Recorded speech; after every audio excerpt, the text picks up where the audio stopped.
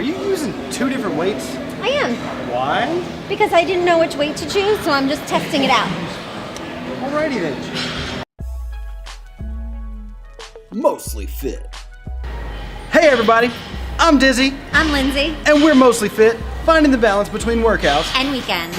And first of all, if you like what you're seeing here on the channel and you have not already, go down there, hit that little subscribe button. Yes. And also leave a like and a comment if you agree or disagree with stuff on this, or if you just have other ideas that you want to share. see. Yeah, we want to help you, so the only way we can do that is by you telling us what you need. That's right, and we're here to do just that. So we're gonna jump right into it today. I'm not even gonna do the little snap thing. I'm not gonna do it. Thought I was supposed to do that. Switched it up. Said I wasn't gonna do it. All right. Dang it. Now, well, here we are. Felt like you needed it. The topic of today is how to pick the weights that you're using on a given exercise. And there are a few things to consider here. Yes. Now, this is Lindsay's topic, so I'm gonna let her start it off. Oh, fantastic. Yay. So the first thing you have to think about when you are trying to figure out what weight to start off is what is your goal? What are you trying to accomplish? Are you going for strength? Are you going for power? Are you going for even like cardio? You know, because you can lift weights for cardio. Yes. So that would be the first thing that you want to address. Yeah. So your rep ranges, we're not even going to get into numbers, but like strength and power, they're going to be those lower numbers. And then if you want to go for hypertrophy, making the muscle bigger, we're going to pick a slightly higher rep range. Yeah. And then those extremely high rep ranges are where you're getting into that cardio endurance zone. So why don't we just do with those 12 to 15 rep ranges? I dig it. Yeah. That's usually what most people go with anyway, right? Because we're all just trying to get bigger biceps. That's what I'm trying to do. It's not working. Like her biceps still bigger than mine. Not cool. I have baby biceps. Sorry, I have a little scratch. I just noticed that. So that 12 to 15 range, the first thing you're gonna wanna do is warm your body up. Yes. No matter what. And we have differing opinions on how one would warm up. I think they all work, but just give a brief rundown. The briefest rundown of how you would warm up. Typically, when I am lifting weights, I just warm up with just the bar if I'm doing like a bench press or a squat, or a lighter weight if I'm doing something like a bicep curl, and I just do probably about like a higher rep of that, like 15 to 20 of them. And then I get into my sets. So just to get blood into that muscle. So I don't do all the other things, which is probably bad. Who knows? Like, people have been doing it for years, and injuries will speak for themselves. If they are there, then maybe do something different. If they're not there, keep doing what you're doing, maybe. But I prefer a full body warm up just to get everything in place. Even if I'm doing bicep curls, get your back and your shoulders in the right place. Maybe even a little core work, maybe, I don't know. Depends on how good I feel that day. But either way, there's a lot of things to consider, like where your joints are placed and whether you can access those muscles or not. So I prefer a dynamic warm up. She prefers to go right into the weights. Yes. So using that idea of Lindsay's warm up weight, that would be a good place to test your weight. Yeah. So say you pick 12 to 15 reps, which we said earlier.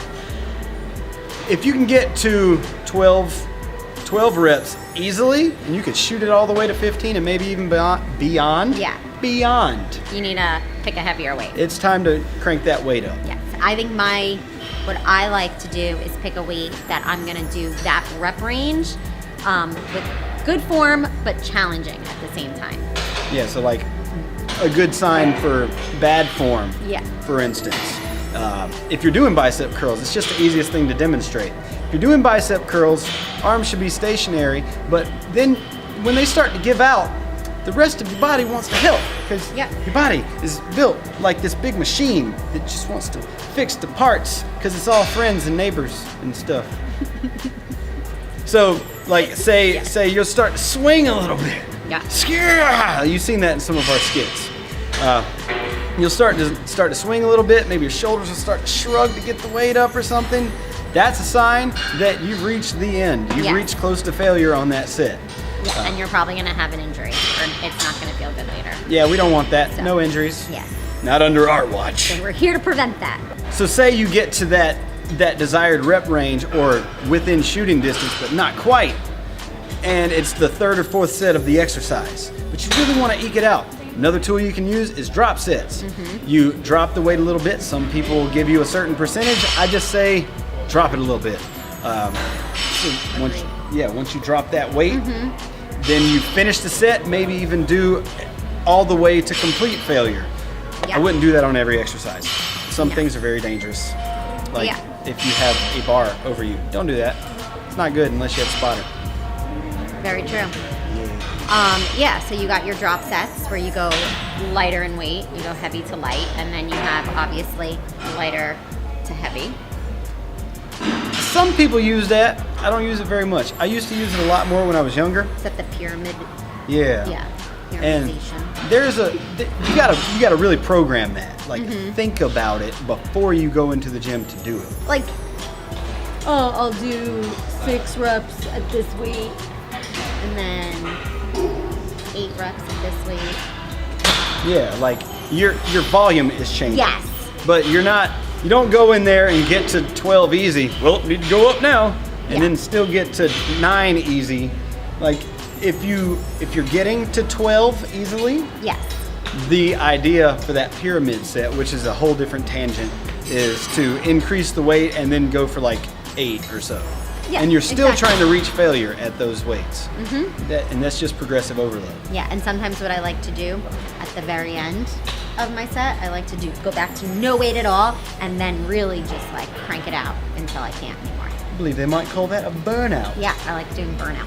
Burnout. And obviously, there are different types of exercises. Yeah. Some are compound, using multiple joints of the body. Some are isolated, using only one joint at a time, isolating one muscle. But they would require different types of drop sets or desired rep ranges, depending on if you're going for that hypertrophy or strength. And I think different weights, obviously, like if you're doing more compound, you're using your whole body to move that weight, so you can typically go heavier than you might normally do if you were doing like a strict shoulder press. Yes. If you were doing a push press instead. Yeah, because that's more of a power move anyway. You're focusing on explosive strength rather than just what one muscle can do. Yes. So you may have heard all that information and you're still thinking, but I'm just starting out. If you are, what weight should I use? What reps should I use? Pick one right in the middle. Everybody likes to think 10 when they first start. It's not a bad place to start. So if you can get to 10 easily on a weight, that's your sign that you can use more weight. Absolutely. Breaks it right on down to the basics. Sweet and simple.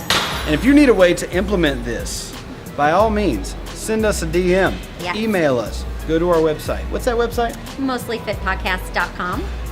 We've got some delicious plans there for you. Yes, and some sweet merchandise as well. Yeah, if you want to represent the brand that helped you find your balance between workouts and weekends, you can do it through our website. What's that again? Mostlyfitpodcast.com. And follow us on Instagram at mostlyfitpodcast and on Facebook at mostlyfit.